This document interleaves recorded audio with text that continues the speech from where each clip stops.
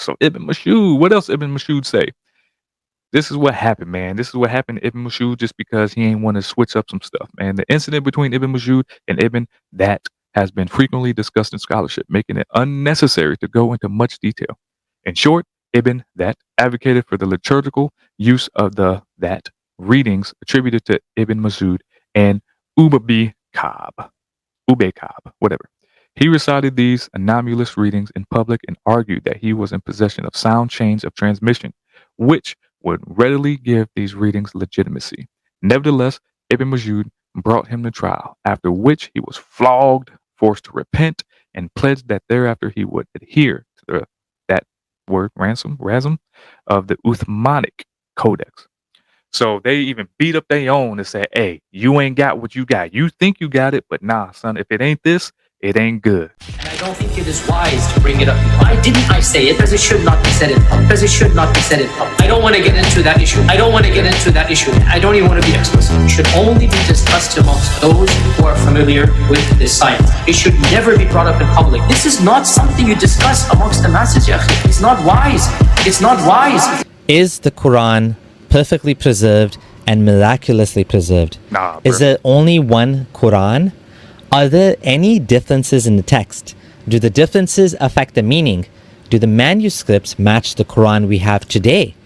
Did the companions of Muhammad recite the Quran differently? If you are confused, then you came to the right place. This is your friendly neighborhood ex-Muslim. My friend Abdullah Gondal has taken the time to put together some information that is extremely damaging to the standard narrative. This is not new information, but this is information that has been available in academia that has not been widely disseminated. We are going to change that. He has summarized this beautifully with examples from the Sana'a manuscript and variants in the standard Quran. Get ready, because this is going to blow apart the preservation myth. These are examples of some of the holes that Yasir Qadhi was mentioning. Yo, Yasir Qadhi, that boy. Rise and fall, up here, down here. Speaking of Yasir Qadhi, man, y'all should check out this video after this one, of course, so y'all can see some of how the people used to view Yasir Qadhi, but now they don't view him that way no more, all because he told the truth. And that truth is that perfect preservation is a lie. It is not true. It's trash. But it's something like this brother was talking about that hasn't been widespread, because there's still people to this day that are stating the nonsense of the perfect preservation of the Quran, dot for dot, letter for letter, stuff like that.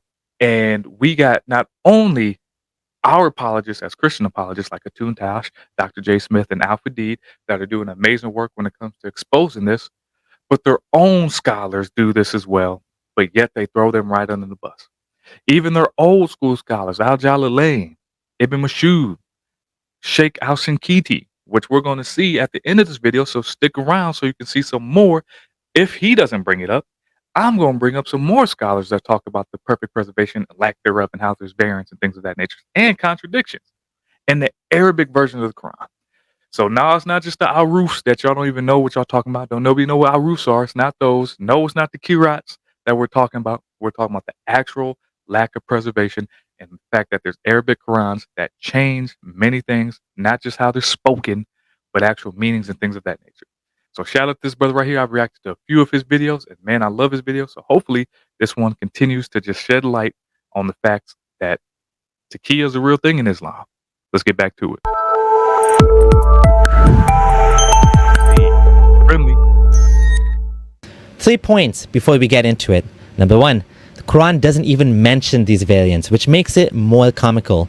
This is similar to Shia saying the most important article of faith is the 12 infallible Imams, yet nowhere in the Quran do we find their mention.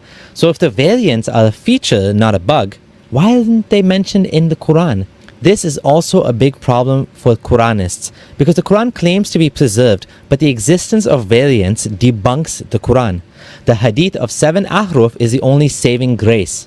Number 2, the common response by Muslim apologists is that these variants are different tribal dialects that Allah revealed them in to make it easier for them.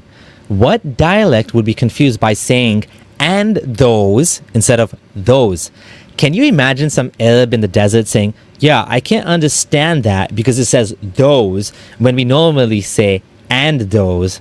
There's absolutely no way different tribal dialects are required to either exclude or include things like a wow or a huwa, meaning and or he. If Allah was going to worry about some tribes not understanding it, then what about the Greek and Persian speaking populations in the north of Arabia, who would be the majority of the population of the Ummah within a couple of decades? Perhaps Allah should have revealed a Greek and Persian ahruf also? Number 3, was it really worth it for Allah to go to such lengths to reveal the Quran in several ahruf for the sake of the Benu this and that, but then cause such controversy and even fighting later on for the next 1400 years? Let's look at some of the variants found in the lower text of the Sana'a palimpsest, an alleged companion codex hidden under the Uthmanic text. The scholar Marjan Van Putten has stated that Asma Hilali is wrong and nobody else follows her in the idea that Sana'a manuscripts were a student copy. He wrote, the Sana'a palimpsest absolutely is a Quran. Asma Hilali is wrong about this. I don't think anyone else follows her. Hey, what's weird, man? I've seen this Marjan Van Putten dude before and had different people talk about him like he's just a scholar, the best scholars.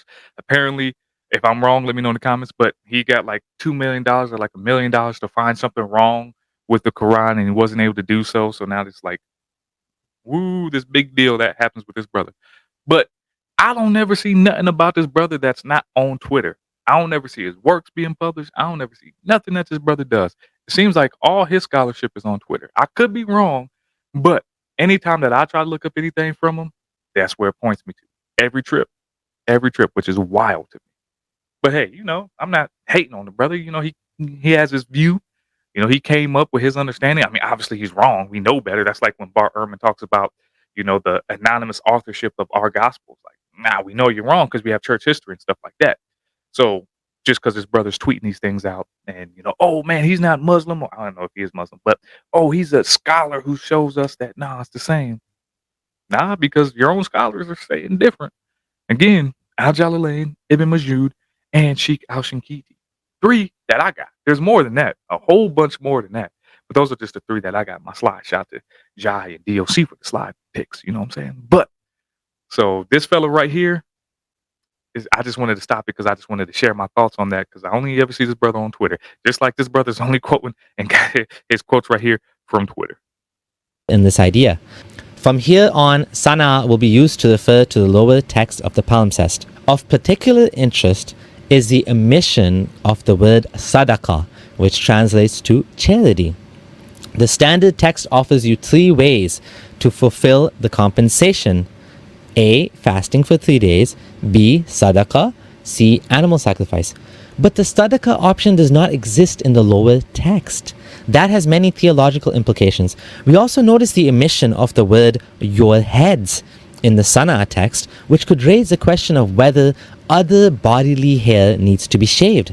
This verse has significant additions and changes to the sentence structure. The words light and guidance are switched in order. Nabiyun is changed with anbiya. The Sana'a text has a significant addition of by what Allah has revealed in it and judge by it, while omitting the word nas, mankind. This verse appears significantly different, and it could be argued that the difference between withdraw from them and do not come near them can have different implications. The Sana'a text has major sentence structural deviations from the standard text, similar to the previous example. Sana'a text omits and exchanges some words for synonyms.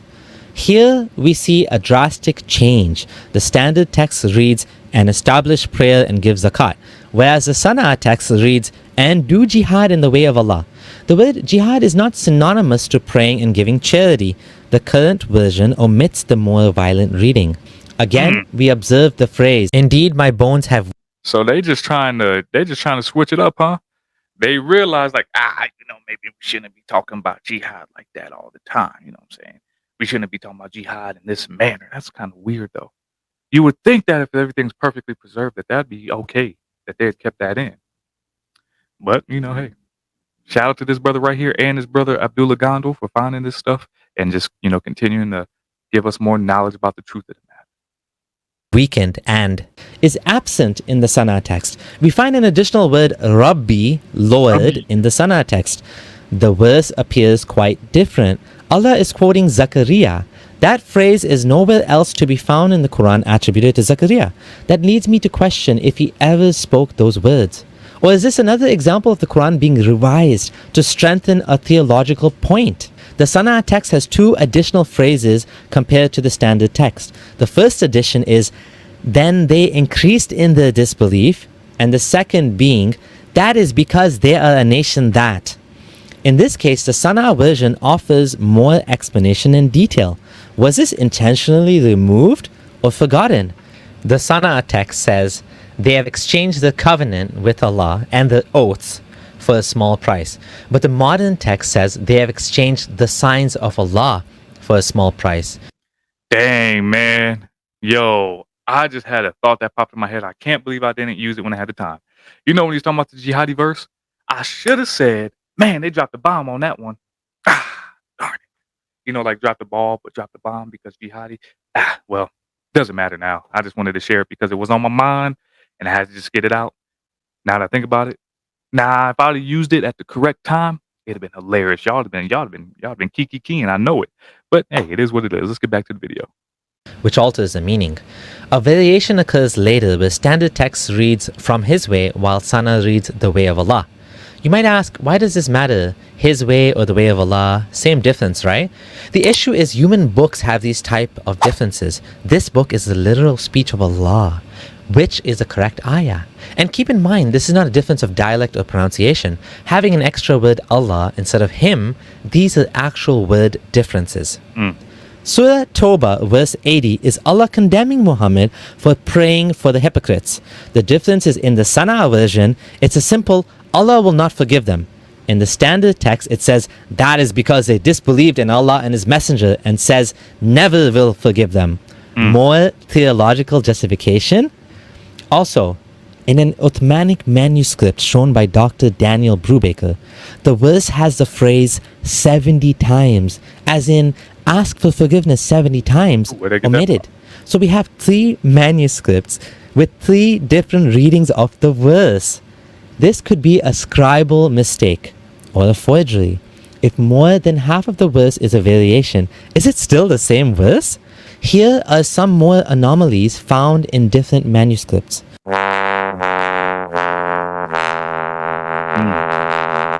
Now let's put aside the manuscripts and shift our focus to modern Qurans. Do all the modern Quran variants have identical text? Do all the agreed upon variants that we see affect the meaning? No. In this example, the difference may seem minor, but it divided the Shias and Sunni. In the predominant Hafs reading, we find the word al-julakum, but in the Susi reading, we find al-julikum. The difference renders Hafs to mean wash your feet, while Susi says wipe your heads and your feet. So do we wipe or wash our feet during ablution? Man, hey, that's a good point, man. That's worship too, ain't it? That's worship. And that's what Hatun Tash brings up all the time. That's what they bring up all the time. So which is it? But you'll get some people who say, it's both of them. Because either way, you're washing. That's crazy. The cope that's going to be there. The cope that's there. Let's get back into it. The verse talks about compensation for missing a fast. The Hafs reading is ta'amu miskin, while Warsh is ta'ami masakin. Singular turns to plural. According to Hafs, you feed a poor person, while Warsh says poor people. Do we feed one poor person or many people? One missed fast equates to one poor person, or someone can miss 10 fasts and feed only 3 people and the compensation is valid. Here we see qala. That's also like, you know what I'm saying? The fact that he don't know. He can read the Arabic, obviously, but he don't really know that in the Arabic, whether you're feeding many or one, ultimately you're feeding, so it's all right. Much like I said earlier, that's what their mindset is, y'all. That's what their mindset is. That the karats, the different arus or whatever, because it's either many or more, ultimately you're still feeding somebody. But if this is true and one of them's wrong, that's tough because, man, if you're supposed to feed many and you only feed one, man, you might be burning a lot longer than you would want to. You know, that Jew or Christian may not be coming for you, might be coming for someone who actually fed more or helped out more because they did what the house was saying as opposed to what the Warsh was saying, or whichever one was saying which. Versus Qul. Hafs reads Qul, which implies Allah commanded Muhammad to say the following words, while Warsh reads Qala, meaning said, which implies Allah is quoting Muhammad's words. So did Allah quote Muhammad to say it, or Muhammad said it and Allah quoted him? I hope you realize the theological implications. There's a huge difference here. This specific variant is a common occurrence. We are not done yet. Here are a few dozen variants in the modern Quran with special commentary from Yasir Qadi. That the standard narrative, that the standard narrative, that the standard narrative, You'll finish. as holes, as holes, that the standard narrative, that the standard narrative, that the standard narrative, You'll finish. as holes, as holes. This is a topic that when you're the beginning student of knowledge, you're like, what is all of this going on? What is all of this going on here? When you go a little bit more, you learn to simply memorize what your teachers say and regurgitate it out. And you don't fully comprehend. When you do a deep dive is when things get very, very awkward. That the standard narrative, that the standard narrative, that the standard narrative, You'll finish. as holes, as holes, that the standard narrative, that the standard narrative, that the standard narrative, You'll finish. as holes, as holes. And I don't Hey, yo, this is his staple, man. Like I said, I've done a few of his video reactions to his videos, and this song right here, this song, everything that's going on, I love it. No matter what, how many times I see it, it hits every time. It hits every time. Spotify, look this brother up. Get this brother some views or something. Put this out somewhere. This right here has holes in it. That's what you see Kali was saying. That's what you see here Kali was saying. A man who has so many degrees. It's crazy. If y'all don't know, if y'all don't respect Yasir Kali, that's your fault. He just told the truth, man. Let's get back to the video though. I just need to take a break because I was dancing and I'm hot. think it is why. In conclusion, the reasons given by Muslim scholars as to why there are variants don't make any sense. The Quran itself doesn't even mention variants. The type of variants we find wouldn't fall under dialects. They are clearly interpolations, omissions, and insertions that reflect transmission and scribal errors and have nothing to do with divinely revealed options for some tribe. The Quran is not preserved. The cat is out of the bag and it's too late to undo the damage. Thanks for watching. Hey man, shout out to that brother Amir. Go follow him. Go sub to that brother's channel. The link's down below to the original video. Go check him out, man. Support, support, support. But we see right here, we got the Tafsir Al Jalalain, both of them. You know, both of the Al Jals out here chilling, doing it, telling the truth. Say, if God had willed, I would not have recited it to you, nor would he have made it known to you, nor would he have made you aware of it. You see those words, I can't pronounce them. Is for negation and a supplement to what preceded. A variant reading. So the Al Jals, like, hey yo, there's a variant reading, has that Arabic word, that Arabic word. He would have made it known to you as the response to the conditional law if, in other words, he would have made it known to you by the tongue of someone other than myself. So we see what Al Jalalain's talking about. Let's get to another one. So we got Sheikh Al-Shinkiti right here, and what he's talking about is Surah 1181, the story of Lot, and how the majority reading is different than the Al-Bazi version, which is a Quran variant, an Arabic variant. And it states right here, and the reading of the majority, other than Ibn Kathir and Abu Amir, have no issue, because the majority read, and let not any of you turn except your wife. On the reading of the accusative, there is no issue in the verse at all. And the meaning is, so travel by night with your family in portions of the night, except your wife. So do not travel with her. Leave her with the doomed ones. Indeed, it will afflict her what has afflicted them, because she is a disbeliever among them. As for the reading of Abu Amir and Ibn Kathir, in the nominative case, except your wife, there is a contradiction in the verse which opposes his saying, except your wife, because his saying, except your wife, with a fatha indicates that he did not travel with her. And the reading, except your wife, with a dhamma indicates that he traveled with her and that none turned except her. Sheikh Al-Shinkiti. And if you read Arabic, you can check it out right there. And we got more from Al Jalalain, both of them. He, Moses, said, indeed, you know that none revealed these signs except the Lord of the heavens and the earth as proof lessons. However, you are being stubborn. A variant reading for that Arabic word you know has that Arabic word I know. And I truly think that you, O Pharaoh, are doomed, that you will be destroyed. Or that Arabic word means that the Pharaoh has been turned away from all deeds that are good. So we got variants after variants after variants, y'all. Ibn Mas'ud. We here with Ibn Mas'ud.